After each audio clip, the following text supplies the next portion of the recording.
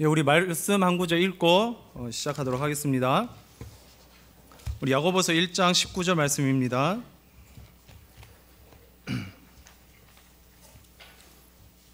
야고보서 1장 19절 말씀. 한 절이니까 함께 교독하도록 하겠습니다.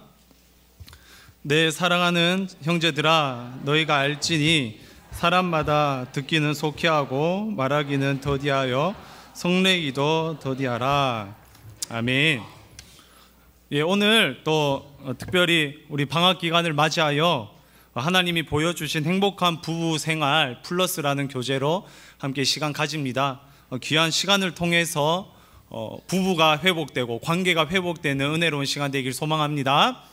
우리 첫 번째 일과는요, 뭐죠? 제목이 부부의 의사소통입니다. 우리 PPT 화면으로 보여주시기 바랍니다. 하나님이 보여주신 행복한 부부생활 플러스 우리 총 4가로 이렇게 만들어져 있는데요. 1과는 부부의 의사소통, 또 2과는 부부의 부모 공경, 3과는 부부의 가정경제, 4과는 부부의 성에 대해서 나눕니다. 오늘 특별히 부부의 의사소통에 대해서 하고요. 부제 함께 읽어볼까요? 사랑 안에서 효과적으로 의사소통하기. 의사소통하는 데 있어서요, 2가지를 이야기하고 있어요. 첫 번째 뭔가요? 사랑 안에서. 두 번째는 뭔가요? 효과적으로 의사소통을 해라. 자, 이 2가지가 중요하다라는 거예요. 사랑 안에서 하는 것, 그리고 효과적으로 하는 것, 이 2가지가 중요합니다. 우리의 부부 생활의 의사소통은 어떤가요? 사랑 안에서 안 할 때가 있다라는 거예요. 효과적으로 안 할 때가 많다라는 거예요.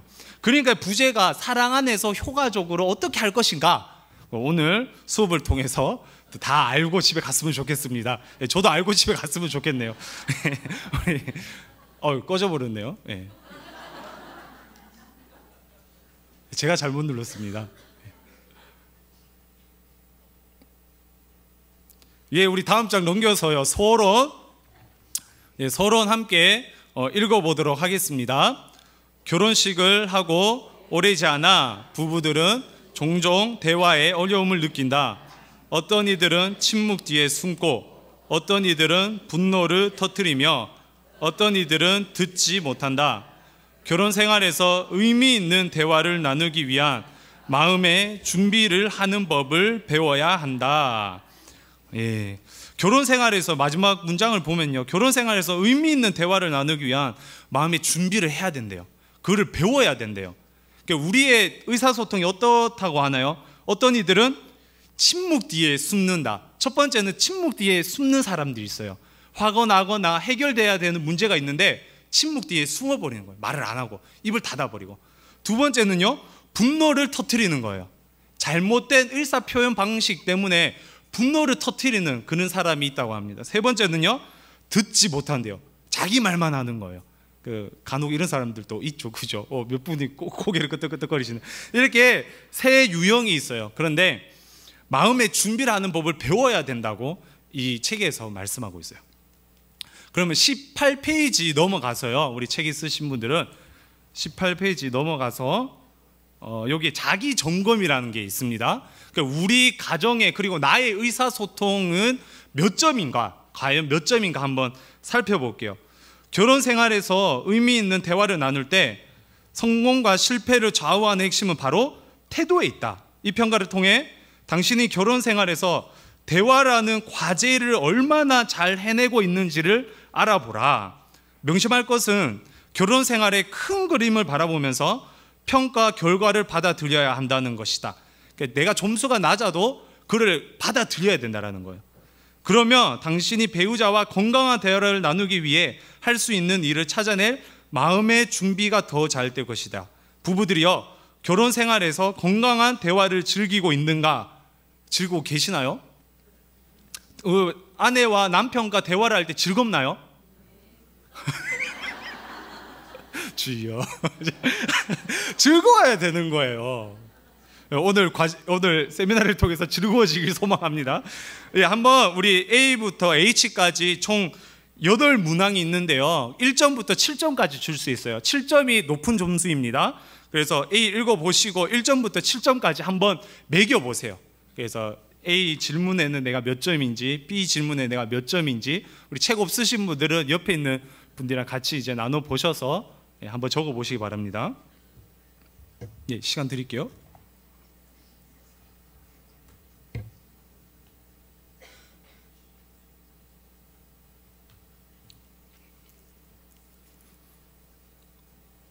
예, 책 없으신 분들이 꽤 있는 것 같네요, 그죠?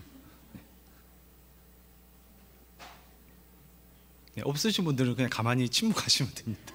침묵하시면. 네.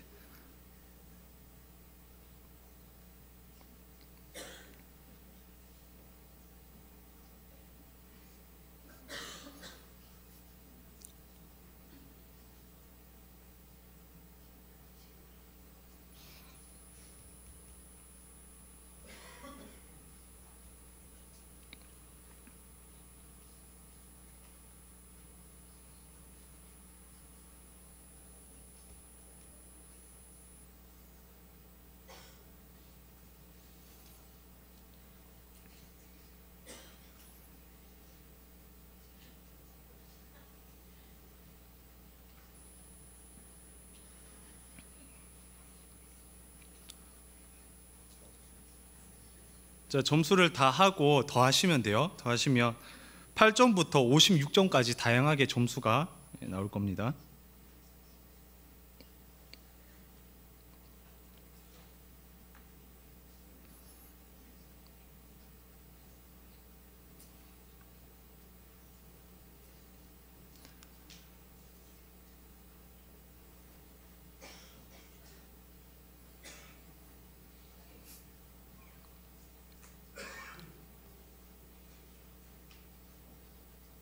예, 충분히 시간이 지난 것 같네요.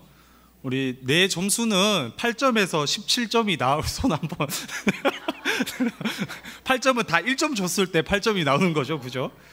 두 번째 18점에서 27점이다. 손을 예. 그리고 28점에서 37점이다. 예. 그리고 38점에서 47점이다. 오, 꽤 많네요. 48점에서 56점이다. 예.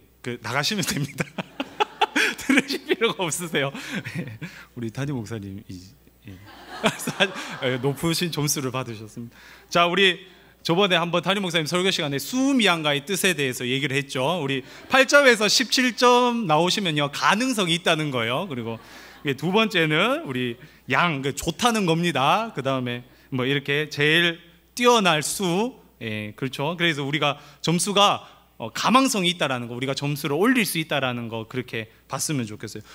저희 가정도 제가 생각하기에는 의사소통이 굉장히 잘 되는 가정이라고 생각을 했는데 우가 나오더라고요.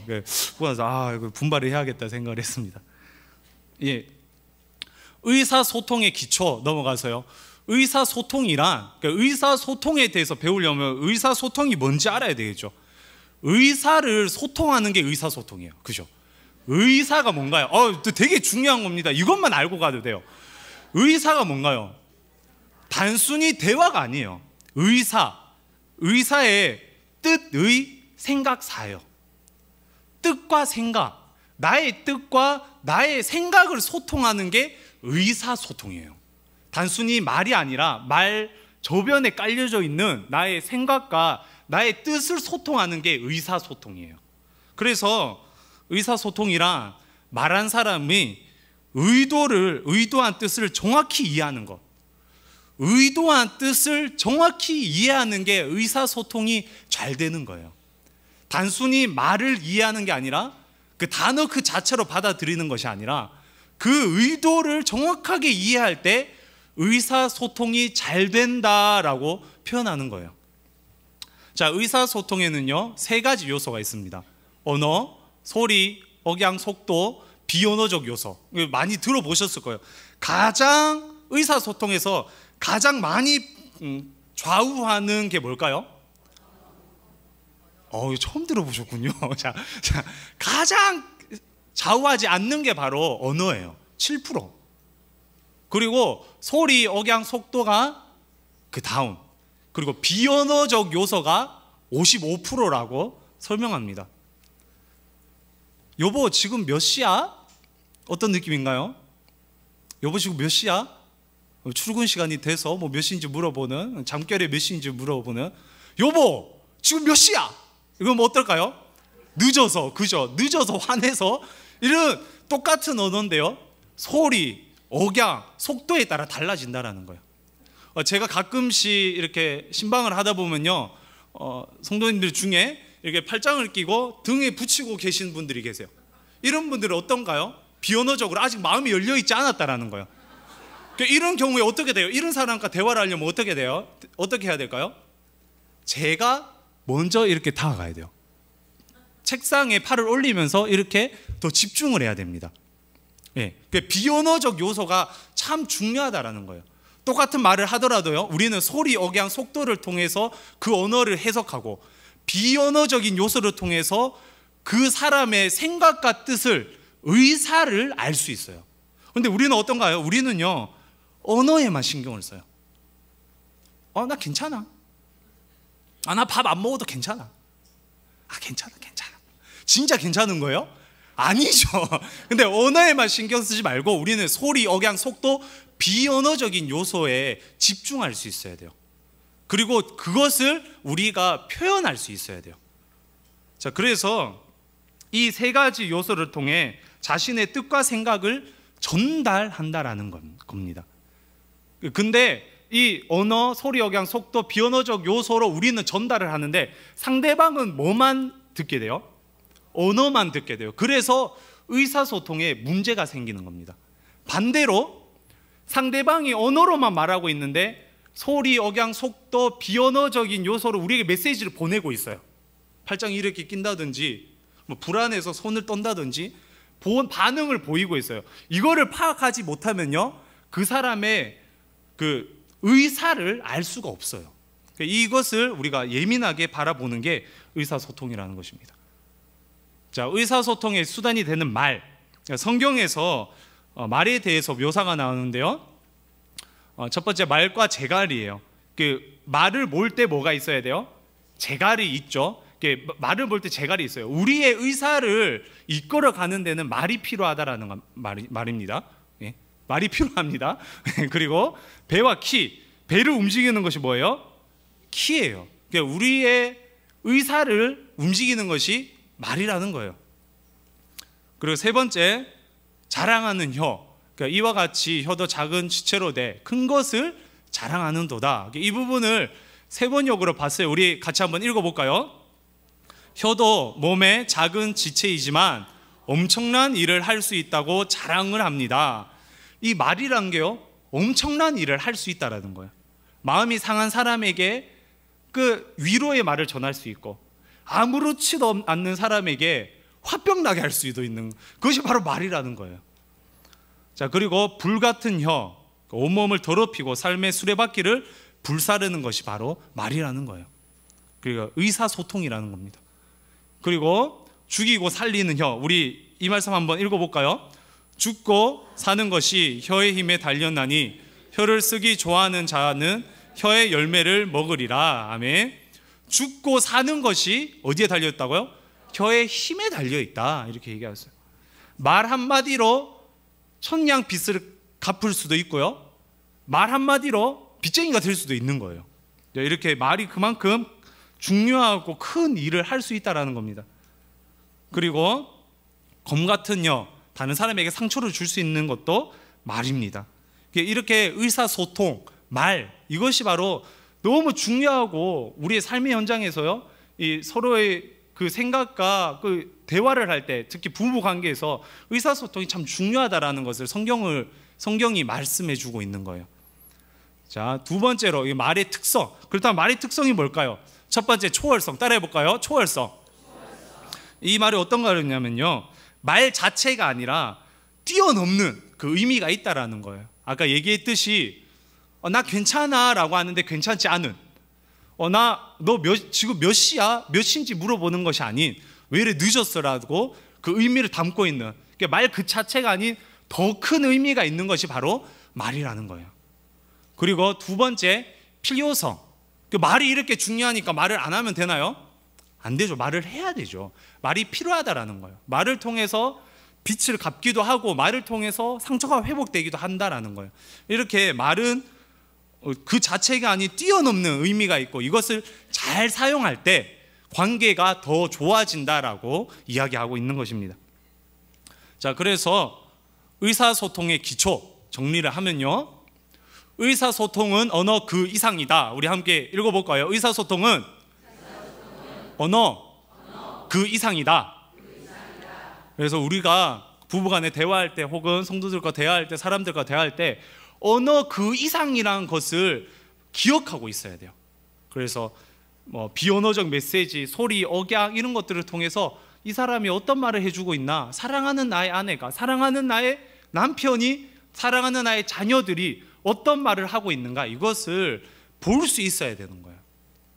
참 보기가 힘들어요. 근데 그래서 어떤 것들이 보기 힘들게 하나, 이것이 바로 의사소통의 장애물 두 번째인데요, 전달 과정에 뭐가 생기는 것으로 인해 소음, 그죠? 소음이 생기는 것으로 인해 의사소통의 장애가 발생한다라는 것입니다. 소음이 생겨요. 의사소통을 할 때 소음이 생겨서 의사소통의 장애가 발생하는데요, 잘 되지 않는 이유에 대해서 이 책에서 나오는데요, 내가 의사소통이 잘 안 되는 이유, 우리 부부가 의사소통이 잘 안 되는 이유, 그걸 한번 체크해 보시기 바랍니다. 우리 책에 있는 거 보시면서 체크해 보시기 바랍니다.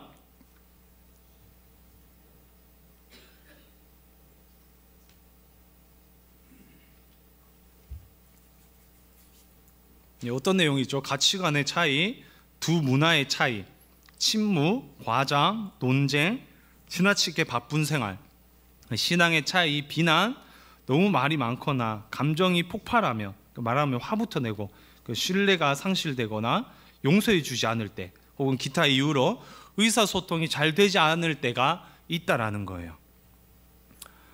탈무드 책에서요, 어떤 남성이 그 현자에게 찾아가서 우리 아내와 너무 다투고 볼 때마다 화가 나고 짜증이 납니다. 어떻게 하면 될까요? 그랬대요. 그 선생님이 부인의 말을 듣기만 하세요. 그랬대요. 듣기만 하다가 좀 회복되려고 하다가 안 됐대요. 그래서 다시 찾아가서 어떻게 할까요? 하니까 부인의 행동에 집중하세요. 이렇게 얘기를 했답니다. 어떤 말이냐? 우리가요, 상대방에게 집중하는 게 필요하다라는 거예요. 그런데 대화를 할 때 의사소통이라고 했죠. 누구의 뜻과 누구의 생각에 집중할까요? 나의 뜻과 나의 생각에 집중해요. 이러면 의사소통이 될 수가 없어요. 상대방의 의사에 집중하는 게 바로 의사소통의 비결이에요. 나의 의사에 집중하는 것이 아닌 상대방의 의사에 집중하는 것, 그것이 바로 의사소통의 비결입니다. 자, 그런데 그 소음, 장애물들이 있어요. 사고 방식에서 남녀는 차이가 납니다. 그래서 책이 예전에 있었던 책, 화성에서 온 남자, 금성에서 온 여자, 이렇게 있었죠. 언어도 다르고 중요한 것도 다르고 말하는 게 다 달라요.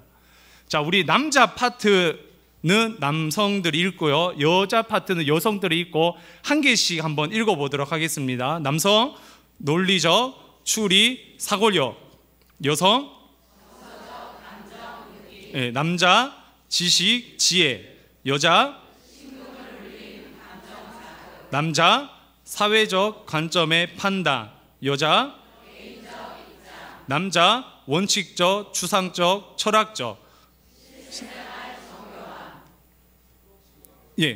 그리고 남성, 직업을 통한 자기 실현. 모험적, 떠나는 생활. 별 이유 없이 화를 냄. 객관적 시각. 가정사 쉽게 망각. 이 마지막에 참 주옥 같네요. 자, 이렇게 사고방식에서 다르다라는 거예요. 의사가 달라요. 남자와 여자는 뜻과 생각이 달라요. 원천적으로 태어날 때부터 다른 거예요. 근데 어떻게 소통이 되겠어요? 어떻게 하면 소통이 되겠어요? 그렇죠. 상대방의 의사에 집중할 때 소통이 되는 거예요. 내 의사에 집중하는 것이 아니라 상대방의 의사에 집중할 때 소통을 할 수 있는 거예요. 그리고 감각상 남녀가 차이 난다고 합니다. 남자는 시각과 후각이 상대적으로 예민해요. 남자는요, 아름다운, 꾸미는, 아내가 아름답고 꾸미는 것이 필요합니다. 그리고 아내가 좋은 향기를 내는 것이 필요해요. 아내들은요. 그리고 여자는요, 청각과 촉각이 상대적으로 예민합니다. 그래서 남성들은요, 다정한 말, 그리고 상대방에게 집중하고 있다는 것을 잘 보여줘야 돼요. 그리고 부드러운 접촉을 해야 됩니다. 부드러운 접촉을. 포용하는 포옹을 해야 돼요. 포용하는 포옹. 그것이 바로 여자가 예민해요.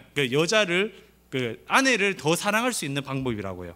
자, 이렇게 남자는 시각과 후각이 예민하고 여자는 청각과 촉각이 예민하기 때문에 집에 가셔서 내가 여기에 예민하니까 당신이 이거를 채워줘야 되라고 하는 것이 아니라 당신이 이게 예민하니 내가 채워주겠어라고 할 수 있는 것이 바로 의사소통이라는 거예요. 예, 그리고 마음을 가로막는 담장이 있죠. 첫 번째는 죄, 두 번째는 숨기는 것, 그리고 세 번째는 상대방 비방. 대화를 할 때요, 이 세 가지가 의사소통에 소음이 될 때가 있어요. 우리의 죄된 본성, 그리고 숨기는 것. 솔직하게 말하면 되는데 진실되지 못하고 숨기는 것, 그리고 상대방을 비방하는 것. 상대방을 비방하는 말이 대화를 단절시키는 주요 요인이 된다라고 책에서 말하고 있습니다. 유명한 기독교 가족 상담자인 게리 체프먼은요, 그러니까 우리 잘 알고 있는 5가지 사랑의 언어, 이 책을 지으신 분이죠. 게리 체프먼은 병든 의사소통 4가지 유형에 대해서 얘기를 했어요. 첫 번째, 비둘기. 어떠한 희생을 치르더라도 편안한 게 좋다, 이렇게 살아가는 사람들이 있어요. 특별히 예전에 여성들이 많이 이랬죠. 이런 사람들의 기본적인 생각이 어떨까요? 내 탓이다, 내 잘못이다, 내가 문제다, 이렇게 생각을 하는 거예요. 그래서 내가 좀 참지, 내가 희생하면 우리 가정이 편안하지, 이렇게 하면서 의사소통에 침묵해버리는 것입니다. 자, 그리고 두 번째는 매형이 있어요. 반대로 모두 당신 때문이다, 네 잘못이다, 내 잘못은 하나도 없고 다 네 탓이다, 이렇게 얘기하는 거예요. 그러면 어때요? 미안하다는 말을 못해요. 미안하다는 말을 안 해요. 그러니까 의사소통이 단절되고 화만 나는 거예요. 자, 세 번째는 올빼미형이 있습니다. 우리 논리적으로 따져보자, 자지도 않고 따지기만 하죠. 그래서 이성적이고 판단하고 평가하고 자기의 주장을 설득만 해요. 절대 듣지 않고 자기의 말만 논리정연하게 말합니다. 남성들이 가끔 이런 경우가 있죠. 그럼 여성들은 어떻나요? 맞는 말인 것 같은데 화가 나요. 여성들이 이런 사람들 만나면 맞는 말인데 화가 나 있어요. 근데 말을 표현을 못 하겠어요. 이런 경우가 참 많습니다. 그리고 네 번째는 타조형, 피해버리는 거예요. 회피하는 거예요. 방으로 들어가거나 혹은 자기만의 시간을 보낸다거나 이렇게 방으로 회피하는 그런 사람들이 있습니다. 우리 가족은 어떤가요? 나는 어떤가요? 우리 사랑하는 아내, 남편은 어떤가요? 그리고 우리 사랑하는 자녀들은 어때요? 우리 함께 이게 좀 돌아보는 시간이 됐으면 좋겠어요. 자, 의사소통의 장애물, 이것은요, 한마디로 정리하면 우리 같이 한번 읽어보겠습니다. 우리는 때때로 나의 의사를 잘 전달하지도 상대방의 의사를 잘 전달받지도 못한다. 참 이게 핵심이에요. 우리는요, 때때로, 종종, 아니 아주 많이 나의 의사를 잘 전달하지도 못하고요, 그리고 상대방의 의사를 잘 전달받지도 못해요. 그것 때문에 장애물이 생기고 그것 때문에 소통이 안 되는 거예요.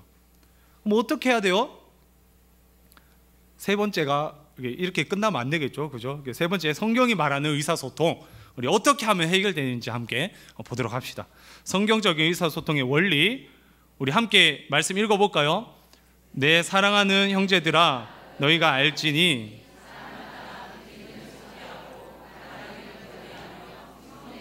더디하라. 아멘.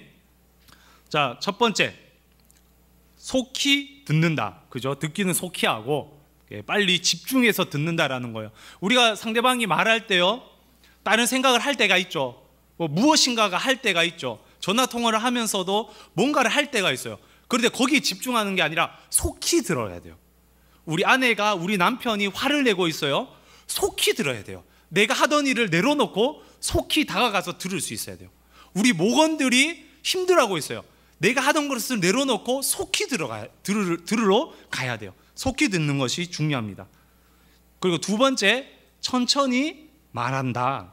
천천히 말해야 돼요. 다 듣고 말해야 돼요. 그리고 세 번째, 성내기를 더디한다. 자, 성을 낼 수 있어요, 없어요? 내면 안 돼요, 낼 수도 있는 거예요? 낼 수도 있어요. 그런데 더디해야 돼요. 더디. 그리고 네 번째, 순하고 친절한 대답. 그래. 친절한 대답이 필요하다라는 거예요. 예. 속히 듣고, 같이 한번 읽어볼까요? 속히 듣는다, 천천히 말한다, 성내기를 더디한다, 순하고 친절한 대답. 예. 그 중에 하나만 도전해 봅시다. 네 가지 다 기억 못하고요. 첫 번째 뭐라고요? 속히 듣는다. 다른 거를 하지 말고 속히 들어야 돼요. 자, 그래서 중요한 게 듣는 거. 잘 경청하려면 어떻게 해야 되나? 제가 보다는 먼저 읽을게요. 그 말한 방법보다는, 그러면 여러분들이 말한 내용에 초점 맞춰 읽어가는 거예요. 말한 방법보다는, 낱말보다는, 잘못된 비난에 대한 방어보다는, 기소보다는, 판단보다는, 어떤 말이, 다 핵심이 뭐냐면요, 나의 의사를 집중하는 것이 아니라 상대방의 의사를 집중하라는 거예요. 쉽게 말해서 나의 의사를 말하기보다는 상대방의 의사가 뭔지를 보라는 거예요. 그것이 바로 경청하는 사람의 원리인 거예요. 자, 그래서 원리를 정리해 봅니다. 내가 아닌, 따라해 봅시다. 내가 아닌 상대방에게 집중하라. 네, 내가 아닌 상대방에게 집중하라. 여러분, 사랑하는 사람과 살고 있습니까? 그러면 사랑하는 사람에게 집중을 해야죠. 그죠? 매일 집중하라고 하는 게 아니에요. 어느 한순간 상대방이 불안하거나 화가 났거나 두렵거나 짜증이 났을 때, 그때만이라도 내가 사랑하는 사람인데 집중해 줘야죠. 집중하라는 거예요. 속히 들으라. 내 생각 좀 내려놓고 나를 비난한다 하더라도 이 사람이 왜 나를 비난하는지, 내가 뭘 잘못했는지 그 사람의 의사를 들어보라는 거예요. 상대방에게 집중하는 거, 그것이 바로 경청의 가장 중요한 거예요. 자, 우리 페이지 20쪽 잠깐 넘어가도록 하겠습니다. 페이지 20쪽 대화를 연습하라. 제가 읽어드릴게요. 속도를 늦추고 싸울 가능성을 최소화하는 법을 배우려면 오를 생각하라. 뭐를 생각하라고요? 오. 집과 차, 일하는 곳에 곳곳에 오라는 숫자를 붙여놓으라. 언제든지 빨리 화를 내거나 방어하고 싶은 마음이 들거든 마음속으로 5까지 세라. 5 이러면 안 되고요. 1, 2, 3, 4, 5. 왜 늦게 들어왔어? 1, 2, 3, 4, 5. 아, 미안해, 날 기다렸구나. 이렇게 될 수 있는 거예요. 자, 그런 다음에 부드럽고 절대된 반응을 나타내라. 자신도 모르게 비판하거나 부정적인 말을 내뱉고 싶을 때, 반찬이 왜 이래 맛없어? 이렇게 하고 싶은데 1, 2, 3, 4, 5. 아, 반찬이 내 입에 맞지 않네? 이렇게 말할 수 있는 거예요. 5만 세면. 그래서 대화를 나눌 때 배우자가 잠시 말을 중단하여 당신이 말할 틈이 생기기를 기다리고 있다면 5를 세면서 들어주라. 그러니까 상대방이 딱 말을 중단해서 내가 말할 타이밍이잖아요. 당신 왜 이렇게 늦게 들어왔어? 그 내 타이밍이잖아요. 전 늦게 안 들어갑니다. 자, 그러면 5를 세라는 거예요. 하나, 둘, 셋, 넷, 다섯 센 다음에 감정을 좀 추스린 다음에 얘기를 하라는 거예요. 일주일 동안 이 기술을 연습하여 당신은 듣기는 속히 하고 말하기는 더디하며 노하기를 더디할 수 있는지 보라. 자, 여러분, 경청하기 위해서 5를 세야 됩니다. 5를. 5 이러지 말고 1, 2, 3, 4, 5. 셋이는 여러분 되시길 주님의 이름으로 축원합니다. 예. 그리고 두 번째는요. 그래서 어땠어? 따라해볼까요? 그래서 어땠어? 그래서 기분이 어때? 예, 대화의 핵심이 이거예요. 제가 1회에도요 심리학과를 나왔네요. 상담을 할 때 핵심이 이거예요. 당신 기분이 어때요? 그런 상황에 마음이 어때요? 기분을 표현해 보시겠어요? 그래서 어땠어요? 이것이 바로 이 대화의 핵심이에요. 나의 의사를 강조하는 것이 아니라 상대방의 의사가 뭔지를 물어보는 거예요.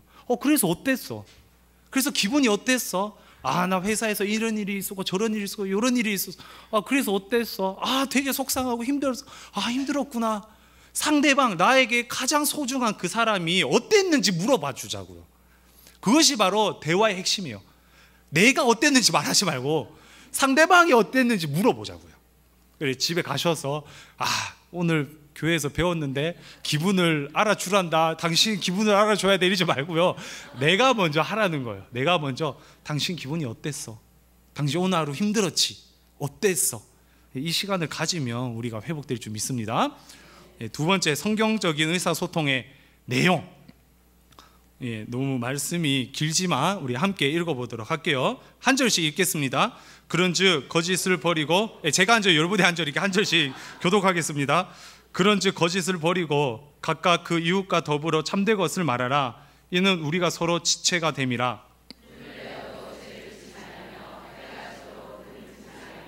마귀에게 틈을 주지 말라.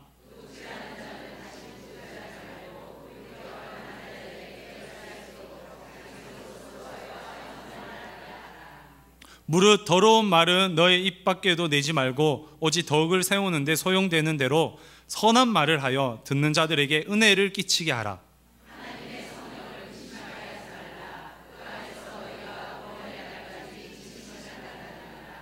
너희는 모든 악독과 노함과 분냄과 떠드는 것과 비방하는 것을 모든 악의와 함께 버리고 서로 친절하게 하며 불쌍히 여기며 서로 용서하기를 하나님이 그리스도 안에서 너희를 용서하심과 같이 하라.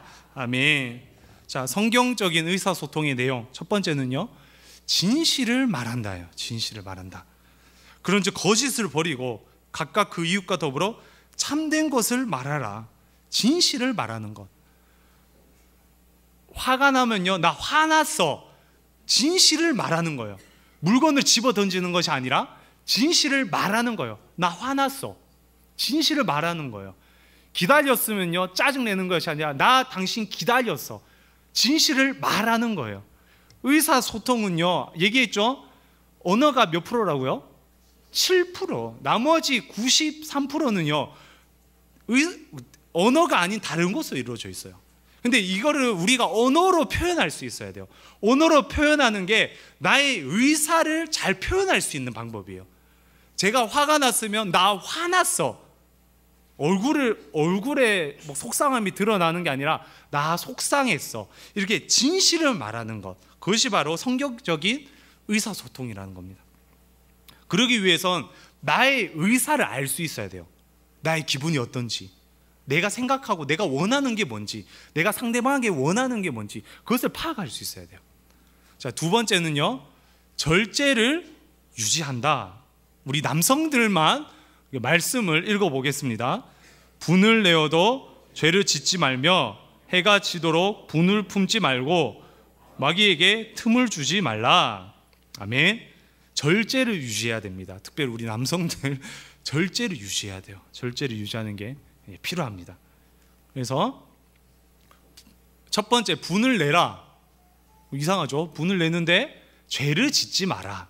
분을 내도 죄를 짓지 말라는 거예요. 그리고 곧 화해하라. 어떻게 하라고요? 화해하라. 우리가 살다 보면 다툼을 할 수 있어요, 없어요?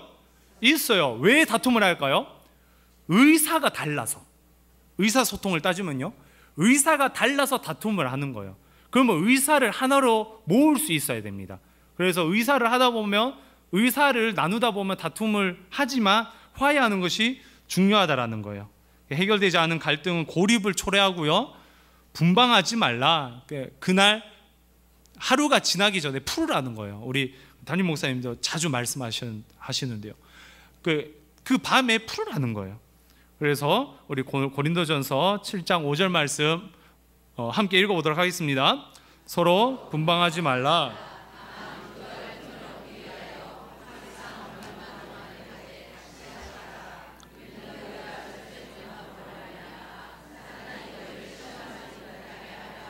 네, 아멘. 자, 성경적 의사소통 첫 번째는 뭐였죠? 진실을 말한다. 두 번째는요, 절제를 유지한다. 그리고 세 번째는요, 단지 문제를 끄집어내는데 그치지 않고 해결책을 제시한다. 해결책을 제시한다. 예, 이게 그 다음 게 참 중요한데요.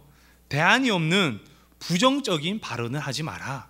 대안이 없는 부정적인 발언, 상대방을 비난하거나 부정적인 말을 이제 하지 마라. 그리고 과거의 실수를 다 들추지 말고 현재의 문제만을 다루라, 이렇게 얘기하고 있습니다. 그래서 대화를 할 때요, 부정적인 말보다는 현재의 문제를 다루는 것, 이것이 참 중요하다라는 거예요. 그래서 우리 다음 것을 보면요, 갈등을 해결하려면 제가 앞에 거 읽고 여러분들이 뒤에 거 읽으시기 바랍니다. 여러 가지 이슈보다는 사람보다는 인격보다는 일반적보다는 인격에 대한 판단보다는 이것도 다 이게 동일한 거예요. 우리의 상대방의 의사에 집중하라는 거예요. 상대방의 감정에 집중을 하고 또 그 자리에서 발생된 문제들, 그 자리에 발생된 문제들만을 가지고 이야기하라는 거예요. 그러니까 우리가 사실 의사소통을 하다 보면 작년 얘기도 막 나오죠, 그죠? 화가 나면 작년 얘기도 나오고, 결혼식 할 때 얘기도 나오고, 막 처음 만났을 때 얘기도 나오고, 다 얘기가 나와요. 근데 그날 얘기만 좀 하고 끝내자라는 거예요. 그렇게 할 때 갈등이 해결된다라고 얘기를 합니다. 그래서요, 성경적인 의사소통의 내용 함께 읽어볼까요? 죄는 미워하되 사람은 미워하지 마라. 죄는 미워하되 사람을 미워하지 말라는 거예요. 그 사람을 미워하는 게 뭘까요? 당신 작년에 저작년에 결혼할 때 이거 사람을 미워하는 거예요. 그게 아니라 그 자리, 왜 이렇죠? 뭐 이렇게 그 자리에서 일어나는 것만을 신경 쓰라는 거예요. 그 사람의 인격이나 어떤 것들을 신경 쓰지 말고 그때 발생된 일들, 거기에만 집중하라고 얘기를 하고 있습니다. 그리고 네 번째는요, 덕을 세우는 말을 한다. 어떤 말을 한다고요? 덕을 세우는 말을 한다. 우리 말씀 함께 읽어보도록 하겠습니다. 무릇 더러운 말은 너희 입 밖에도 내지 말고 오직 덕을 세우는데 소용되는 대로 선한 말을 하여 듣는 자들에게 은혜를 끼치게 하라. 근심하게 하지 말라. 그 안에서 너희가 구원의 날까지 인치심을 받았느니라. 아멘. 중요한 거는요, 첫 번째, 깎아내리는 말을 하지 마라 라고 하겠어요. 깎아내리는 말. 우리가 사실 대화를 하다 보면 아까도 얘기했듯이 과거 이야기가 나오고, 죄가 아닌 사람이 미워져서 그 사람에 대해서 평가하고 이야기할 때가 있어요. 너무 사랑하는 우리의 아내, 우리의 남편인데도 불구하고 깎아내리는 말을 할 때가 있어요. 그 말이 어떤 거예요? 불만, 비난, 모욕하는 말, 이런 것들을 할 때가 있어요. 이런 것들을 하지 말라는 거예요. 그러면 어떻게 해야 되냐? 너무 미우면 어떻게 해야 되냐? 자, 두 번째, 문제에 초점을 맞추되 사람을 공격하지 말라. 계속 얘기 나오는 거죠. 문제에 초점을 맞추되 사람을 공격하지 말라는 거예요. 그래서 우리가 말하면 위험한 말이 뭐가 있어요? 부모요, 부모에 대한 이야기, 가문에 대한 이야기, 신앙, 인격, 과거에 대한 이야기, 뭐 학벌, 이런 게 될 수가 있죠. 상처, 그 사람의 상처가 되는 말들, 그 사람의 상처를 찌르는 말들, 이런 것들을 피해야 되겠죠. 그리고 세 번째, 신체에 대한 말을 피하라. 자, 신체는요, 신체에 대한 말을 피하라는 말은 바꿀 수 없는 것들에 대해서 얘기하지 말라는 거예요. 우리가 살다 보면 잘 알죠. 안 바뀌겠다는 거, 거기에 대해서 좀 말하지 말고 말하지 말라는 거예요. 신체뿐만 아니라 우리 생활 패턴들, 이런 것들 잘 안 바뀌죠. 100번 말해도. 말을 하지 말고 좀 이게 좀 참 참기가 힘들죠. 근데 그죠? 어쨌든 이렇게 성경에서도 그렇게 말씀하고 있습니다. 그리고 네 번째, 성령을 근심하게 하지 마라. 성령 근심하게 하지 마라. 그리고 다섯 번째, 덕을 세우기 위해 고려해야 할 일. 구체적으로 보면요, 우리가 말을 할 때 그럼 어떤 말을 해야 될까? 질문이 되죠. 도움이 되는 말인가? 그리고 건설적인 말인가? 긍정적인 말인가? 적절한 말인가?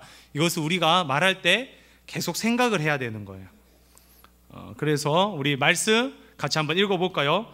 미련한 자는 명철을 기뻐하지 아니하고 자기의 의사를 드러내기만 기뻐하느니라.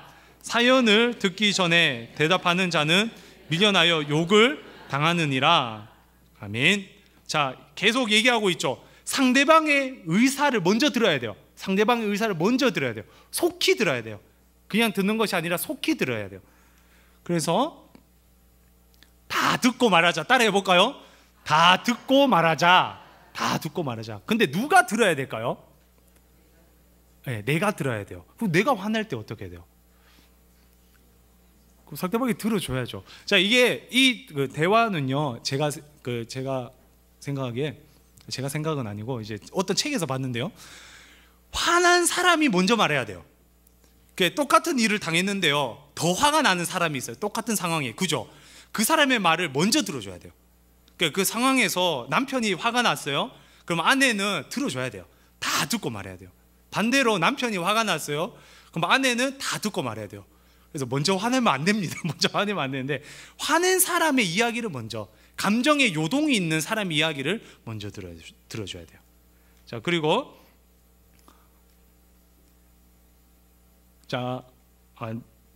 다섯 번째, 은혜로운 말인가? 우리 첫 번째 골로새서 말씀 읽어볼까요? 너의 말을 항상 은혜 가운데서 소금으로 마칠냄과 같이 하라. 그리하면 각 사람에게 마땅히 대답할 것을 알리라. 욕기요, 넘어지는 자를 말로 붙들어 주었고 무릎이 약한 자를 강하게 하였거늘. 아멘. 말은요, 힘이 있어요. 천냥 빛을 갚을 수 있는 힘이 있어요. 사람을 회복시킬 수 있는 힘이 있어요. 그게 바로 언어예요. 말이에요. 그래서 따라해 봅시다. 말이라도 예쁘게 하자. 한 번 더, 말이라도 예쁘게 하자. 두 가지 얘기를 했어요. 덕을 세우는 말에 두 가지. 다 듣고 말하자. 그리고 감사합니다. 두 번째, 말이라도 예쁘게 하자. 우리가 뭐 좋은 거 해줄 수 없잖아요. 만족스럽게 해줄 수 없잖아요. 말이라도 예쁘게 했을 때 우리 부부 관계가 더 좋아진다라는 거예요. 그리고 우리 성도들과의 관계도 더 좋아질 줄 믿습니다. 그래서 우리 페이지 24페이지 한번 가볼까요? 페이지 24페이지. 페이지 24페이지, 제가 여기 헌신, 서약 이렇게 해서 5가지가 있는데요, 그 중에 두 번째 거를 보고 은혜를 받았어요, 제가. 그래서 같이 한번, 그 책 없으신 분들이 계시니까 제가 읽어드릴게요. 김동영 집사는 뒷문으로 들어오는데 누가 자기 이름을 언급하는 것을 들은 것 같다. 그는 장바온 것들을 조리대 위에 올려두고 살피려 갔다. 오민경 집사가, 여 집사님 그 아내인 거예요. 아내가 방 안에서 셔츠를 다리며 스피커폰으로 장모님과 통화를 하고 있었다. 아니, 스피커폰으로 장모님이 하시는 말씀을 듣고 있었다고 하는 편이 더 낫겠다.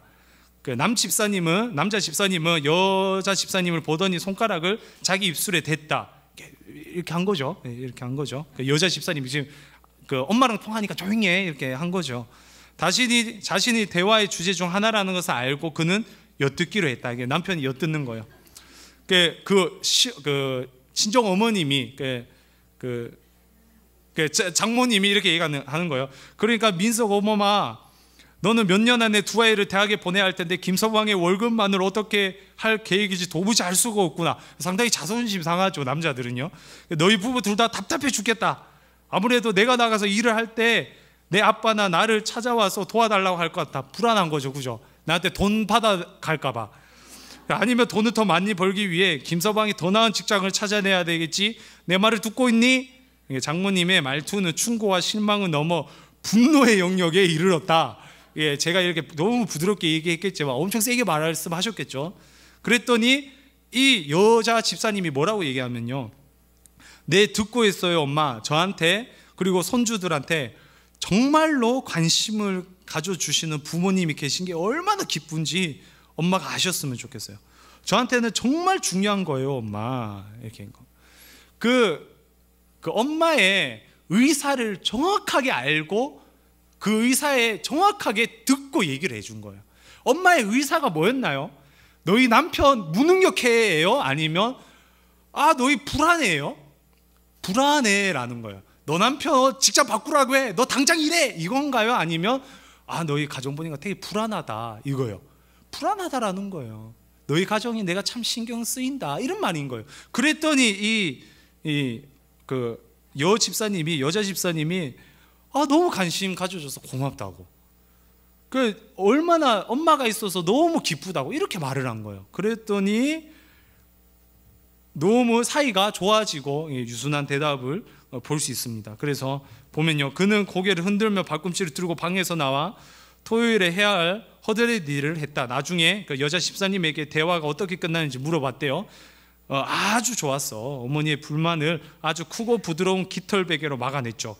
아마 그렇게 화를 내셨는데, 이거 표현력이 굉장히 뛰어나네요. 그래, 아마 그렇게 화를 내셨는데 내가 화를 내지 않은 걸 보시고 약간 멋쩍으셨을 거예요. 폭풍은 굉장히 빨리 지나갔어요. 여보, 당신도 알다시피 두 사람이 상대가 되어야 서로 싸움을 하죠. 이렇게 얘기하고 있어요. 지혜의 말이 필요해요. 지혜의 말. 그래서 우리는요, 성령에 의존하면서 말하는 것을 배워야 돼요. 어떻게요? 성령에 의존하면서 말을 배워야 합니다. 자, 분명한 한계가 있어요. 분명한 한계가 있습니다. 너희는 모든 악독과 노함과 분냄과 떠드는 것과 비방하는 것을 모든 악교와 함께 버리고, 우리가 범위를 정해야 되고요, 우리의 능력은 한계가 있기 때문에 어떤 선도 있어야 되고 그런 게 있어야 돼요. 하지만 우리는 그리스도의 방법으로 반응해야 돼요. 우리 예수님께서 어떤 방법을 사용하셨나요? 예수님께서는요, 우리의 상황과 우리의 여건에 집중하셨어요. 우리의 상황과 여건에 집중하셔서 인간의 모습으로 오신 거예요. 시험을 다 우리와 동일하게 당하셨던 거예요. 우리의 눈높이에 맞추셔서 예수님께서 오셨어요. 우리가 예수님이 소중한 사람이니까 예수님이 우리를 볼 때 소중해요. 예수님이 우리를 볼 때 소중해요. 우리가 예수님 때문에 소중한 존재임을 알게 돼요. 나는 죄인이고 나는 아무것도 아닌 존재였어요. 우리 오늘 말씀처럼 Who am I? 내가 누구냐? 나는 죄인이었다라는 거. 근데 예수님께서 오셨더니, 예수님이 우리를 위해 십자가에 달려 죽으셨더니 나는 존귀한 자가 되는 거예요. 할렐루야. 이게 의사소통이라는 거예요. 그 사람에 집중해주고 그 사람을 존귀한 자로 여겨주고 그 사람에게 사랑을 주고. 자, 그래서 그리스도의 방법으로 내가 중요한 게 아니라 상대방이 중요하게, 나의 모습으로 다가가는 것이 아니라 상대방의 모습으로 다가가는 것, 상대방의 의사를 궁금해하는 것, 그것이 바로 그리스도의 방법으로 반응한 것인 줄 믿습니다. 그래서 친절하게 하고 불쌍히 여기고 용서를 해야 됩니다. 그리고 네 번째, 효과적인 소통을 위한 기본 원칙. 그렇다면 우리가 어떻게 해야 되냐? 어떤 원칙을 따라야 되나? 첫 번째, 배우자에 대한 연구를 하라. 연구를 해야 돼요. 연구를 해야 됩니다. 그래서 성장 배경, 이 사람이 어디에 살았고 어떻게 살았고 무엇을 하면서 살았는지 이렇게 연구를 해야 돼요. 저는 경상도 사람이잖아요. 티가 별로 안 나지만 요즘은 경상도 사람입니다. 제가 신혼 때 사투리를 굉장히 많이 썼습니다. 당연히 이제 대구에서 사역하고, 근데 저희 집사람은 서울 사람이에요. 그래서 이렇게 대화를 하면요, 저는 애써서 서울말을 썼습니다. 그래서 저희 경상도 대구 표현으로 친구들하고 대화를 하면 어디고 뭐하노 이런 표현을 되게 많이 했어요. 어디고 니 어디고. 그래서 이거를 서울식으로 표현했어요. 어디니? 뭐하니? 이렇게 표현을 했어요. 저는 아직까지 이게 이해가 안 돼요. 왜 이게 화가 났을까? 근데 어느 한 달 정도 결혼하고 한 달 정도 살았는데 왜 자꾸 어디냐고 물어보냐고. 왜 그래, 내가 어디지, 뭐가 중요하고 뭐 이렇게 막 얘기를 하는 거예요. 그래서 난 서울말을 썼는데, 그래서 얘기를 했죠. 왜 그게 하느냐. 이게 명령조로 들렸대요. 어디니 이런 게 뭐 그랬던 것 같아요. 아직까지 이해는 안 되는데 어쨌든 이렇게 성장 배경을 연구해야 돼요. 성장 배경을 연구해야 돼요. 연구하시기 바랍니다. 네. 기호 음식, 뭘 좋아하는지, 그리고 어떤 습관이 있고 어떤 취미가 있는지를 봐야 돼요. 그리고 네 번째는 선천적인 요소, 약점이 무엇인지, 태어났을 때부터 약점이 무엇이고 또 신체적으로 예민한 부분이 어딘지, 이런 것들을 연구를 해야 돼요. 그래야지 의사를 알 수 있어요. 상대방의 의사, 뜻과 생각을 알 수 있어요. 그리고 당신의 대화의 수준을 파악하고 대화의 수준을 높여가라. 나의 대화의 수준을 높여야 돼요. 자, 5가지 대화 수준이 있다고 합니다. 첫 번째는요, 스치는 사이, 의사소통이 없는 사이예요. 두 번째, 간단한 사실, 그러니까 알고 있는 사실만 소통하는 거예요. 뭐 밥 뭐 먹었어? 오늘 어디 갔다 왔어? 간단한 사실. 세 번째는 의견 교환. 거기에 대해서 어떻게 생각해? 그 음식점 어떻게 생각해? 이게 생각까지만 소통하는 거예요. 네 번째는요, 감정 교화, 감정에 대해서 물어보는 거예요. 그때 기분이 어땠어? 그 5번째, 투명한 대화, 기분이 어땠고, 그리고 거기에 대해서 어떻게 생각하고, 이 모든 것들이 이루어질 때 누구인지를 알게 되는 거예요. 정확하게 의사를 알게 되는 것입니다. 그래서 수준을 높여 가야 합니다. 이 수준을 높이기 위해 2가지 했었죠. 첫 번째는 5가지 세라. 1, 2, 3, 4, 5 5가지 세고, 두 번째는 그래서 어땠어? 그래서 기분이 어때? 물어보는 거예요, 상대방에게. 이게 바로 수준 높은 대화의 방법이에요. 자, 그리고 세 번째, 배우자를 무조건 기쁘게 용납하라. 어떻게 용납하라고요? 무조건이 되게 중요해요. 무조건 기쁘게.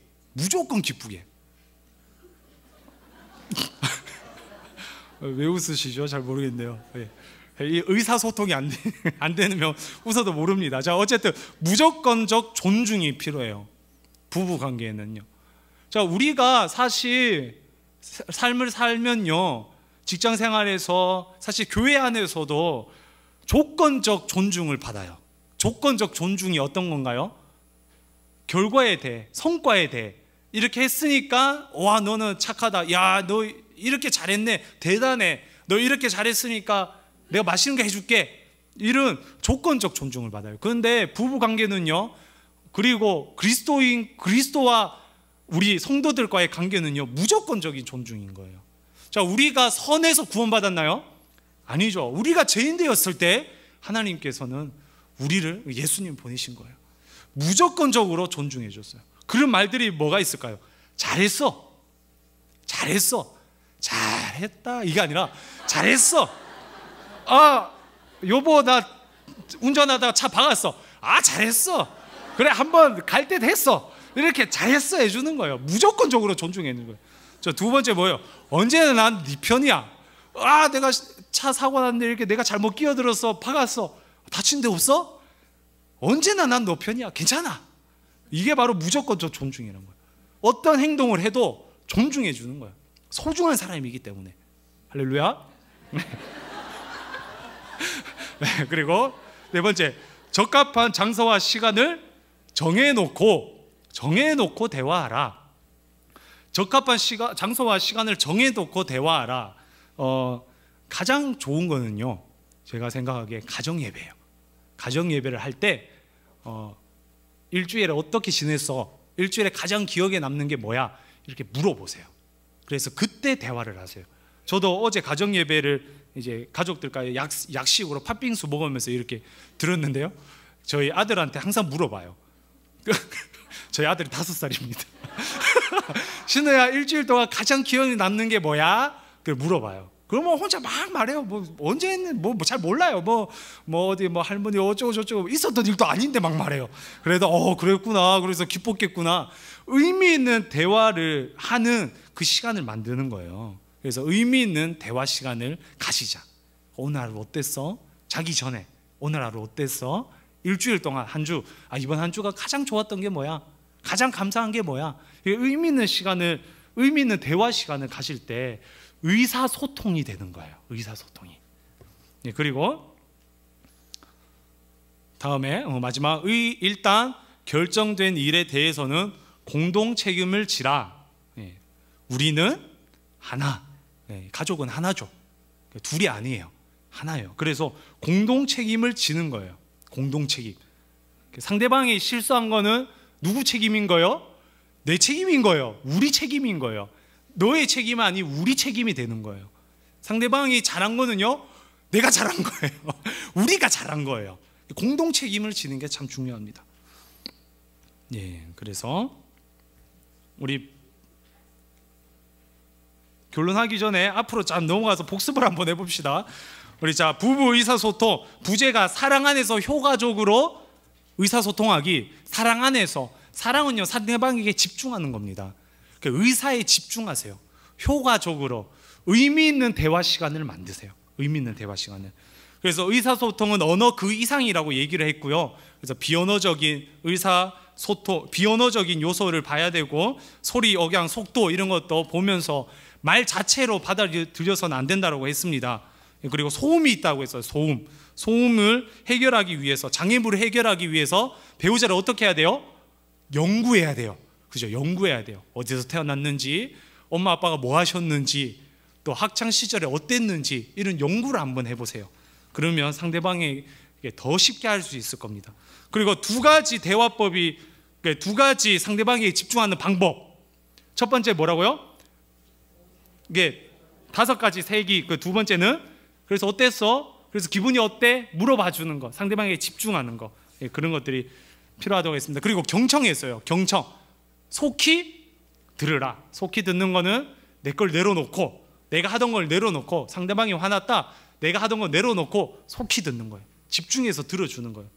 그러면 좋은 의사소통으로 가족이 더욱더 풍성한 사랑을 누릴 줄 믿습니다. 우리 결론 함께 읽어볼까요? 가장 소중한 사람은 가족입니다. 한 번 더 읽어보겠습니다. 가장 소중한 사람은 가족입니다. 동의하시죠? 예. 그래서 가족한테는요, 나의 의사를 설득시키기보단 상대방의 의사에 집중해 봅시다. 그렇게 할 때 우리 가정이 더욱더 풍성한 또 의사소통으로 서로 행복해질 줄 믿습니다. 예, 제가 잠깐 우리 광고하도록 하겠습니다. 우리 그 JGK 이번 주 수요일 수요 기도회 후에 본당에서 JGK가 있고요. 오늘 일과 부부의 의사소통 했습니다.